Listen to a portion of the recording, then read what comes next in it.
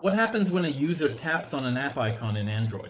In the previous video, I told you about System UI and the launcher. We discussed that System UI is responsible for the Android system interface, while the launcher is responsible for the home screen, app icons, widgets, and launching apps.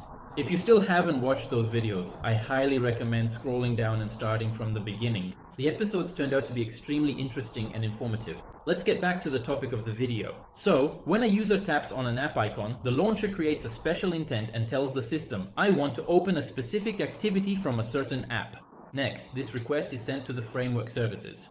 At the code level, this might look like a regular activity start, but inside Android, this call turns into inter-process communication through that very binder.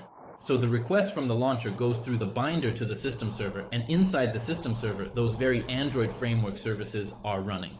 But in this particular case, we will only consider two framework services, the ActivityManagerService and the ActivityTaskManagerService, because in this situation, they will be responsible for the further process. And after this, Android checks whether the process for this application is already running. If the application already exists, meaning it is active, the system can simply send a command there to launch a new activity or to restart the existing one. But if the application's process does not yet exist, meaning we are performing what is called a cold start, then the system server turns to Zygote. That is, Zygote has already loaded the Android runtime, the core classes, part of the Android framework, and the system libraries. All of this is necessary in order to launch the application.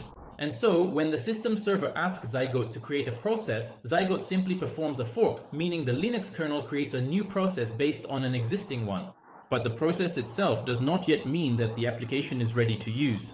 Inside the new process, Android launches what is called the ActivityThread. The ActivityThread is one of the most important components inside an Android application. It can be called the entry point from the Android framework side. It sets up the so-called main thread, looper, handler, and begins processing commands from the system server. Then, the ActivityThread creates the required activity, connects the application class, prepares the context, and starts the so-called lifecycle. And only after all this does the user see the application's screen. That's why Android is not just a collection of applications, it's an entire architecture, where each component plays its own role. In the next video, I will talk about each step of launching an Android application separately, and discuss all the terms used in this video. And if you're more interested in diving into the Android open source project and exploring the Android ecosystem, subscribe to the channel and like this video. That's all for now. See you all next time.